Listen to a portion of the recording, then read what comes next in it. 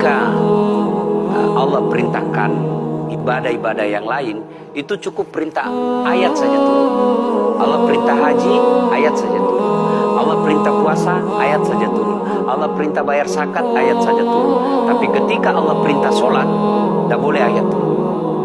Nabi dijemput oleh dua malaikat, kemudian diajak naik, ketemu dengan Allah untuk menerima perintah ini. Kenapa? Karena perintah ini sangat penting. Mas, saya boleh dagang, bayar zakat sambil nyanyi. Saya boleh haji sambil nyanyi. Tawaf, labbaik Allahumma labbaik, labbaik la syarika lak labbaik. Boleh. Ya, saya bayar zakat boleh sambil nyanyi. Allahu Akbar. Darah muda, darahnya pada batal sholat saya. Kenapa? Inilah puncak penghambaan kepada Allah.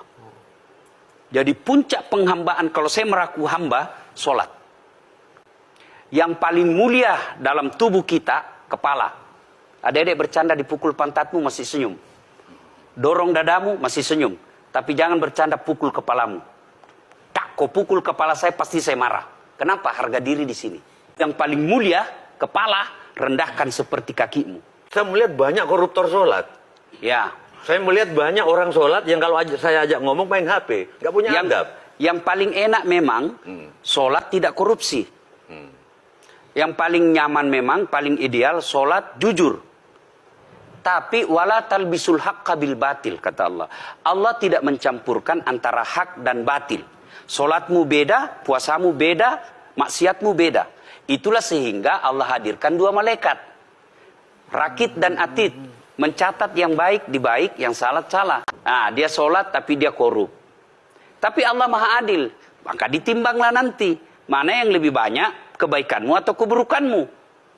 Kalau dia baik amalnya, tapi tidak ada sholatnya, sia-sia. Kenapa? Passwordnya kebaikan itu, kuncinya itu adalah sholat.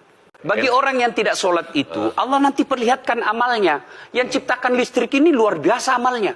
Saya bisa dakwah karena ada mic. Dan mic itu dari orang non-muslim yang ciptakan. Maka Allah nanti pamerkan. Ini kau punya amal. Ini 10 Buddha, 10 miliar kau punya amal. Mana passwordnya? Mana kuncinya? Kuncinya itulah sholat. As-sholatu imanuddin, as-sholatu miftahul jannah. Sholat itu kunci kebaikan, sholat itu tiangnya agama. Sebuah bangunan, dia bisa berdiri tanpa dinding. Sebuah bangunan, dia bisa kokoh tanpa atap. Tapi ketika bangunan tidak punya tiang, pasti tidak kokoh. Tiang itulah dalam agama, sholat. Dia tidak husuk, tidak ada urusan. Allah tidak hitung kamu husuk atau tidak. Kamu datang deh sujud sama saya. Orang haji kan melempar 3 jumroh. Satu tiang, 7 batu.